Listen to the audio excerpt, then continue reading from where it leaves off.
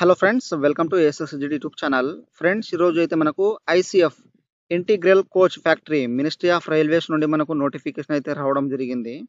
So ఇప్పుడైతే దీనికి సంబంధించిన ఆన్లైన్ ఫామ్ అప్లై ఏ విధంగా చేయాలో ఈ వీడియో తెలుసుకుందాం. సో మీరు మాత్రం ఈ వీడియో స్కిప్ చేయకుండా వీడియోని ఎండ్ వరకు అయితే చూడండి. సో మనకు ఐసీఎఫ్కు సంబంధించిన అఫీషియల్ నోటిఫికేషన్ చూసిన తర్వాత ఆన్లైన్ అప్లై ఏ విధంగా చేయాలో ఇక్కడైతే తెలుసుకుందాం. సో ఇక్కడైతే మనకు ఐసీఎఫ్కు సంబంధించిన నోటిఫికేషన్ అయితే చూసుకోవచ్చు. ఇంటిగ్రల్ కోచ్ ఫ్యాక్టరీ చెన్నైకి సంబంధించింది. అండ్ మనకు ఇక్కడ ఇంపార్టెంట్ డేట్ వచ్చేసి ఆన్లైన్ డేట్ వచ్చేసి మనకు 22 మే నుండి ఇక్కడైతే 21 జూన్ వరకు అయితే మనకు లాస్ట్ డేట్ అయితే అవుతుంది. ఇక్కడైతే మెన్షన్ చేశారు. అండ్ ఇక్కడ మనకు ఫ్రెషర్ క్యాండిడేట్ వచ్చేసి అండ్ ఇక్కడ ఐటీఐ సంబంధించిన ఇక్కడ వేకెన్సీస్ అనేది ఇవ్వడం అయితే జరిగింది, కేటగిరీ వైస్ అనేది. సో దీనికి ఏమిటంటే మనం నాన్ ఐటీఐలు మరియు ఐటీఐ ఉన్న వాళ్ళు కూడా దీనికైతే అప్లై చేసుకోవచ్చు. సో ఇంటర్మీడియట్ పాస్ అయిన వాళ్ళు and 10th and ITI pass అయిన వాళ్ళు దీనికైతే అప్లై అయితే చేసుకోవచ్చు. సో ఇక్కడ ఫ్రెషర్ క్యాండిడేట్ వచ్చేసి మనకు కేటగిరీ వైస్ అనేది ఇచ్చారు. తర్వాత ఇక్కడ మనకు ఐటీఐకి సంబంధించిన ఇక్కడ కేటగిరీస్ అనేది ఇక మనకు పోస్ట్ అనేది వివరాలు అయితే ఇవ్వడం అయితే జరిగింది. సో మనకు టోటల్ పోస్టులు వచ్చేసి 1010 పోస్టులు అయితే రిలీజ్ అయితే చేశారు. అండ్ నెక్స్ట్ వచ్చేసి ఇక్కడైతే మనకు engineering degree and diploma and course సంబంధించిన వాళ్ళైతే దీనికైతే ఎలిజిబుల్ అయితే కారని ఇక్కడైతే మెన్షన్ చేశారు. అండ్ నెక్స్ట్ చూసుకుంటే మనకు ఇక్కడ మనకు డిసెబిలిటీ అనేది ఇచ్చారు. తర్వాత ఇక్కడ ఏజ్ వచ్చేసి మనకు 21 ఇక్కడ జూన్ 2024 వరకు అయితే ఇక్కడ ఏజ్ అనేది క్యాలిక్యులేట్ అయితే చేశారు. సో ఇక్కడైతే మనకు సంబంధించిన ఇక్కడ ఐటీఐ క్యాండిడేట్ వచ్చేసి మనకు 15 నుండి 24 ఇయర్స్ అయితే ఉండాలి. నాన్ ఐటీఐ వాళ్ళు వచ్చేసి 22 ఇక్కడ 15 నుండి 22 ఇయర్స్ అయితే ఉంటే ఇక్కడ అప్లై అయితే చేసుకోవచ్చు. తర్వాత 5 ఇయర్స్ ఇక్కడ ఫ్లెక్సిబుల్ అనేది ఇచ్చారు ఎస్సీ ఎస్టీ వాళ్ళకు. సో ఇక్కడైతే జాగ్రత్తగా చూసుకోండి. తర్వాత ఇక్కడ మనకు ఐటీఐ వచ్చేసి ఇక్కడ క్వాలిఫికేషన్ చూసుకుంటే 10th పాస్ అయి ఉండాలి. సో దాంతోపాటు మనకు 50% మార్కులు అయితే వచ్చి ఉండాలి 10th and science with maths సంబంధించిన ఇంటర్మీడియట్లో అయితే మనం కంపల్సరీ అయితే ఉండాలి. లేకపోతే మీకు సంబంధించిన ఐటీఐ అయితే కంపల్సరీ అయితే ఉండాలి, ఇక్కడ మెన్షన్ అయితే చేశారు. సో ఇక్కడైతే మనకు ఐటీఐ సంబంధించినవి కాబట్టి ఇక్కడ 10th అండ్ ఐటీఐ పాస్ ఉంటే చాలు. తర్వాత ఇక్కడైతే మనకు కార్పెంటర్ వచ్చేసి ఇక్కడైతే 10th అండ్ ఐటీఐ ఉంటే మీరైతే అప్లై అయితే చేసుకోవచ్చు. అండ్ ఫ్రెషర్ క్యాండిడేట్ వచ్చేసి మనకు ఫిల్టర్ ఎలక్ట్రీషియన్ తర్వాత మెకానిస్ట్ వచ్చేసి ఇక్కడ ఓన్లీ 10th అండ్ 10thలో 50% మార్కులు అయితే వచ్చి ఉండాలి. తర్వాత మ్యాథ్స్ సైన్స్ ఇక్కడ సైన్స్ అండ్ మ్యాథ్స్లో మనకు 10+2లో కంపల్సరీ అయితే ఇంటర్మీడియట్ అయితే పాస్ అయి ఉండాలి. తర్వాత కార్పెంటర్ వచ్చేసి పెయింటర్ వచ్చేసి ఇక్కడైతే 10th అండ్ ఇంటర్మీడియట్ అయితే కంపల్సరీ అయితే పాస్ అయి ఉండాలి. సో మనకు 10thలో 50% అయితే మార్క్స్ అయితే వచ్చి ఉండాలి. అండ్ ఇక్కడ అయితే వెల్డర్ సంబంధించిన ఇక్కడైతే 10th అండ్ ఇంటర్మీడియట్ ఉంటే పాస్ అయి ఉంటే ఇక్కడైతే అప్లై అయితే చేసుకోవచ్చు. సో ఇక్కడ మనకు పీరియడ్స్ అనేది ఇచ్చారు. అండ్ నెక్స్ట్ వచ్చేసి ఇక్కడ మనకు సంబంధించిన సాలరీ అయితే ఫ్రెషర్ హై స్కూల్ ఇక్కడ స్కూల్ పాస్ అవుట్ సంబంధించిన 10th క్లాస్కి ఎంత పర్ మంత్ ఇస్తారో ఇక్కడైతే మెన్షన్ చేశారు. సో ఇక్కడ చూసుకోండి. అండ్ ఇక్కడైతే మనకు ఇంపార్టెంట్ డేటస్ అయితే ఇచ్చారు. సో ఇప్పుడైతే ఇక్కడ మనకు అండర్ కేటగిరీ ఓబీసీ వచ్చేసి 100 రూపీస్ అనేది ఫీజు ఉంటుంది. ఎస్సీ ఎస్టీ వాళ్ళకైతే ఎటువంటి ఫీజు అనేది ఉండదు. సో ఇప్పుడైతే మనం ఏ విధంగా ఐసీఎఫ్కు సంబంధించిన ఆన్లైన్ ఫామ్ అప్లై ఏ విధంగా చేయాలో ఇక్కడైతే తెలుసుకుందాం. ఫ్రెండ్స్, ఇక్కడ వచ్చేసి మనకు ఐసీఎఫ్ ఇంటిగ్రల్ కోచ్ ఫ్యాక్టరీ మినిస్ట్రీ ఆఫ్ రైల్వేస్కు సంబంధించిన అఫీషియల్ ఆన్లైన్ వెబ్సైట్ అయితే ఈ విధంగా అయితే వస్తుంది. సో మీకైతే ఈ యొక్క వెబ్సైట్ లింక్ అనేది నేను డిస్క్రిప్షన్లో అయితే ఇచ్చేస్తాను. సో మీరు డైరెక్ట్గా అనేది వచ్చేయచ్చు. సో ఈ విధంగా వచ్చేసిన తర్వాత సో ఇక్కడ ఫస్ట్ స్టెప్ వచ్చేసి మనకు ఫిల్ ద ఆన్లైన్ అప్లికేషన్ ఉన్నాయి కదా, సో దీని మీద క్లిక్ చేసేయండి. ఇచ్చేస్తే మనకు ఈ విధంగా అయితే వచ్చేస్తుంది. సో మీరు ఐటీఐ పాస్ అయి ఉంటే ఇక్కడ ఐటీఐ ఉన్నాయి కదా, సో దీని మీద క్లిక్ చేసి మీరు ఐటీఐతోనే అప్లై అయితే చేసుకోవచ్చు. సో ఇక్కడ నాన్ ఐటీఐ అంటే ఇంటర్మీడియట్ చదివిన వాళ్ళు ఫ్రెషర్ క్యాండిడేట్ వచ్చేసి సో ఇక్కడ ఫ్రెషర్ మీద క్లిక్ చేస్తే మనకు నెక్స్ట్ ఈ విధంగా అయితే వచ్చేస్తుంది అనమాట.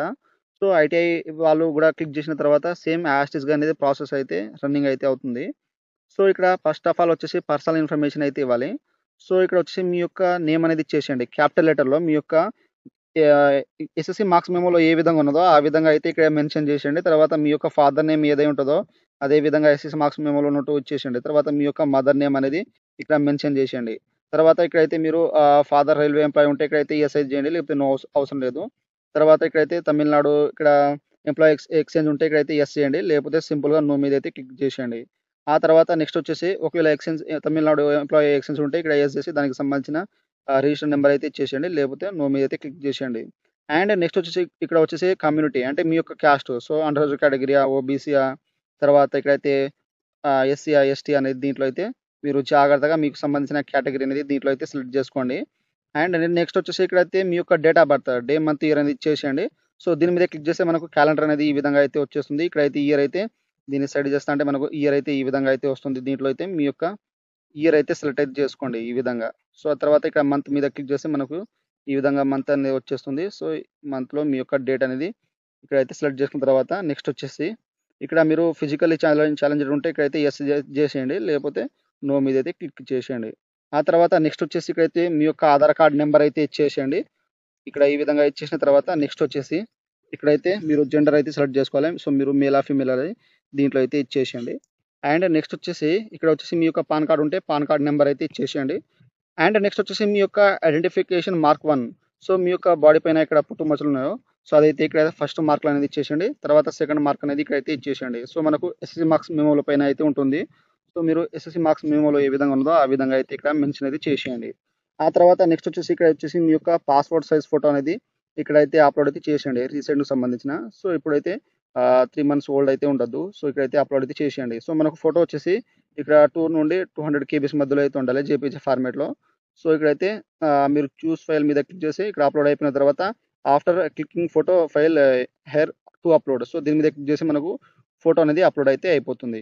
అయిపోయిన తర్వాత ఇక్కడైతే మనకు నెక్స్ట్ ఆప్షన్ మీద అయితే క్లిక్ ఇచ్చేసేయండి. ఫ్రెండ్స్ ఆ తర్వాత సెకండ్ స్టెప్ వచ్చేసి ఇక్కడ కాంటాక్ట్ ఇన్ఫర్మేషన్ అయితే ఇవ్వాలి. సో ఇక్కడ ఫస్ట్ ఆఫ్ ఆల్ వచ్చేసి మీ యొక్క డిస్ట్రిక్ట్ పిన్ కోడ్ అనేది ఇచ్చేసేయండి. సో మనకు 6 డిజిట్ అనేది ఇక్కడ కోడ్ అయితే ఉంటుందన్నమాట. సో ఇక్కడైతే ఎంటర్ చేసిన తర్వాత ఇక్కడ వచ్చేసి అడ్రస్ అనేది ఇచ్చేయాలి. మీ యొక్క అడ్రస్ అనేది ఇక్కడైతే మెన్షన్ అయితే చేసేయండి. మీ యొక్క ఫస్ట్ ఆఫ్ ఆల్ ఇంటి నెంబర్, తర్వాత మీ యొక్క ఊరి పేరు, తర్వాత మీ యొక్క మండల్ నేమ్, తర్వాత మీ యొక్క విలేజ్ నేమ్ అనేది ఇక్కడైతే జాగ్రత్తగా మెన్షన్ చేసిన తర్వాత మీ యొక్క ఆధార్ కార్డ్‌లో ఏ విధంగా ఉన్నదో ఆ విధంగా ఇచ్చేసేయండి. తర్వాత సెకండ్ లైన్ కూడా ఆటోమేటిక్‌గా మీకు సంబంధించిన డిస్ట్రిక్ట్, తర్వాత విలేజ్ గాని ఆధార్ కార్డ్‌లో ఏ విధంగా ఉన్నదో ఆ విధంగా ఇక్కడైతే ఇచ్చేసేయండి. ఇచ్చేసిన తర్వాత ఇక్కడైతే మనకు సిటీ ఆటోమేటిక్‌గా వచ్చేస్తుంది. ఎందుకంటే మనం ఇక్కడ పిన్ కోడ్ ఎంటర్ చేస్తే ఇక్కడ సిటీ, డిస్ట్రిక్ట్, తర్వాత ఇక్కడ స్టేట్ అనేది ఆటోమేటిక్‌గా వచ్చేస్తుంది. వాళ్ళు ఇక్కడ ఆల్రెడీ అయితే మెన్షన్ చేసి సో మనకు ఆల్రెడీ అనేది వచ్చేస్తుంది. తర్వాత ఇక్కడ వచ్చేసి మీ యొక్క మొబైల్ నంబర్ అనేది ఇక్కడైతే ఇచ్చేసేయండి. తర్వాత ఇక్కడ వచ్చేసి మీ యొక్క ఈమెయిల్ అడ్రెస్, రన్నింగ్‌లో ఉన్న ఈమెయిల్ అడ్రెస్ అనేది ఇక్కడ సెలెక్ట్ చేసుకున్న తర్వాత ఇక్కడ నెక్స్ట్ మీద అయితే క్లిక్ చేసేయండి. ఇచ్చేస్తే మనకు పీడబ్ల్యూబీడీకి సంబంధించిన ఇక్కడైతే మనకు పేజ్ అనేది వస్తుంది.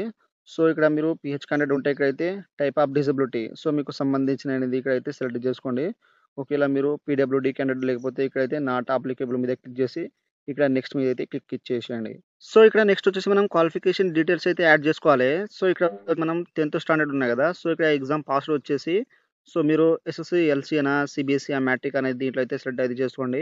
తర్వాత మీ యొక్క సర్టిఫికేట్ నెంబర్ అయితే దీంట్లో అయితే మెన్షన్ అయితే చేసేయండి. తర్వాత ఇక్కడ మీరు ఎప్పుడైతే 10th పాసింగ్ అయ్యారో ఆ యొక్క ఇయర్ అనేది దీంట్లో అయితే ఇచ్చేసేయండి ఇయర్. తర్వాత మీకు అప్ 10 మార్క్స్ ఎన్ని వచ్చినాయో సో మీరు టోటల్‌గా అనేది అప్ 10 మార్క్స్ అనేది ఇక్కడైతే జాగ్రత్తగా మెన్షన్ అయితే చేసేయండి. సో చేసిన తర్వాత ఇక్కడైతే మాక్సిమం మార్క్స్ అనేది దీంట్లో అయితే 500 అయితే సెలెక్ట్ చేసుకున్న తర్వాత ఇక్కడ మనకు పర్సెంటేజ్ అనేది ఆటోమేటిక్‌గా అనేది వచ్చేస్తుంది ఈ విధంగా. సో అది పర్సెంటేజ్ అనేది మనకు రాంగ్ అయితే తీసుకుంటుంది. సో మీరైతే దీన్నైతే ఏం చేయకండి. ఒకవేళ మీకు మాక్సిమం మార్క్స్ ఎంత ఎంత ఉంటదో సో దీంట్లో అయితే మీరు చూసి సెలెక్ట్ అయితే చేసుకోండి. సో జాగ్రత్తగా. సో మీకు సంబంధించిన పర్సెంటేజ్ అనేది ఈ విధంగా అయితే ఇచ్చేసేయండి. నెక్స్ట్ వచ్చేసి ఇక్కడైతే ఇంటర్మీడియేట్ డీటెయిల్స్ అయితే ఇవ్వాలి. సో మీరు ఇంటర్మీడియేట్ ఇక్కడ 12th అనేది ఇచ్చేసేయండి. ఆ తర్వాత మీకు సంబంధించిన ఇక్కడ సీబీఎస్ఈ ఉంటే ఇక్కడైతే సెలెక్ట్ చేసుకోండి. తర్వాత నెక్స్ట్ వచ్చేసి మీ యొక్క సర్టిఫికేట్ నెంబర్ అయితే ఇవ్వండి. సో ఇక్కడ రూల్ నెంబర్ అయితే ఇవ్వకండి. సర్టిఫికేట్ నెంబర్ అయితే ఇవ్వండి. తర్వాత మీరు ఇంటర్మీడియేట్ ఎప్పుడు పాస్ అయ్యారో ఆ యొక్క ఇయర్, తర్వాత ఇక్కడ మీకు అప్ 10 మార్క్స్ ఎన్ని వచ్చినాయో అన్ని మార్క్స్ అనేది ఇచ్చేసేయండి. తర్వాత ఇక్కడైతే మాక్సిమం మార్క్స్ అనేది దీంట్లో సెలెక్ట్ అయితే చేసుకున్న తర్వాత ఇక్కడ మనకు పర్సెంటేజ్ అనేది ఆటోమేటిక్‌గా కాలిక్యులేట్ అయితే అయిపోతుంది. ఆ తర్వాత ఇక్కడ వచ్చేసి అప్లై ఫర్ ఎంఎల్టీ. సో మీరు ఎంఎల్టీ పైన అప్లై చేద్దాం అనుకుంటే ఇక్కడైతే యెస్ అయితే చేయండి. సో ఎంఎల్టీ వచ్చేసి మనకు ఈ విధంగా అయితే ఇచ్చారు. ఎంఎల్టీ రేడియాలజీ, తర్వాత ఎంఎల్టీ పైథాలజీ అనేది ఈ విధంగా అయితే వేకెన్సీ అనేది ఇచ్చారు. ఇక్కడైతే చెక్ చేసుకొని మీరైతే దీనికి అప్లై చేద్దాం అనుకుంటే ఇక్కడైతే యెస్ చేస్తే మనకు ట్రేడ్‌కి సంబంధించిన ప్రియారిటీ అయితే ఇక్కడైతే రాదు. సో మీరు డైరెక్ట్‌గా అనేది నెక్స్ట్ ఆప్షన్ మీద అయితే క్లిక్ ఇచ్చేయొచ్చు. ఒకవేళ మీరు ఎంఎల్టీ వద్దంటే ఇక్కడైతే సింపుల్‌గా నో మీద అయితే క్లిక్ చేసేయండి. ఇచ్చేసిన తర్వాత మీకు సంబంధించిన ట్రేడ్ ప్రియారిటీ అయితే ఇచ్చేసేయండి. సో మీరు ఫస్ట్ దేనికైతే ఇస్తారో సో అదైతే మీకు ప్రియారిటీ అయితే వస్తది. తర్వాత సెకండ్ ఆప్షన్ ఈ విధంగా అయితే సెకండ్ ఇక్కడ ఆప్షన్ అయితే సెలెక్ట్ చేసుకున్న తర్వాత థర్డ్, తర్వాత ఈ విధంగా మీకు సంబంధించిన ఇక్కడ ట్రేడ్ అయితే సెలెక్ట్ చేసుకున్న తర్వాత ఫోర్త్, తర్వాత ఇక్కడైతే ఫిఫ్త్ మీకు సంబంధించిన దీంట్లో సెలెక్ట్ చేసుకోండి. ఒకవేళ మీరు ఏదైనా ఒకటి సెలెక్ట్ చేసుకుంటే చాలు. సో లేకపోతే నన్ మీద అయితే క్లిక్ ఇచ్చేయొచ్చు. సో మీకు సంబంధించిన అయితే కంపల్సరీ అయితే ఇక ప్రియారిటీ అయితే ఇవ్వండి జాగ్రత్తగా. ఇచ్చేసిన తర్వాత ఇక్కడ నెక్స్ట్ మీద అయితే క్లిక్ ఇచ్చేసేయండి. ఆ తర్వాత ఇక్కడ మనకు లాస్ట్ స్టెప్ వచ్చేసి ప్రొసీడ్ టు ఓటీపీ. సో ఇక్కడైతే మనం డిక్లరేషన్ అయితే చేసుకోవాలి. సో ఇక్కడ డిక్లరేషన్ చేసుకున్న తర్వాత ఇక్కడ క్లిక్ హియర్ ఫర్ ఓటీపీ మీద క్లిక్ చేస్తే మనకు ఓటీపీ అని వస్తుంది. సో ఇక్కడ ఓటీపీ వచ్చేసిన తర్వాత ఇక్కడ సేమ్ ఓటీపీ ఇక్కడైతే ఎంటర్ అయితే చేసేయండి. సో ఈ విధంగా చేసేసిన తర్వాత ఇక్కడ వ్యాలిడ్ ఓటీపీ మీద అయితే క్లిక్ ఇచ్చేసేయండి.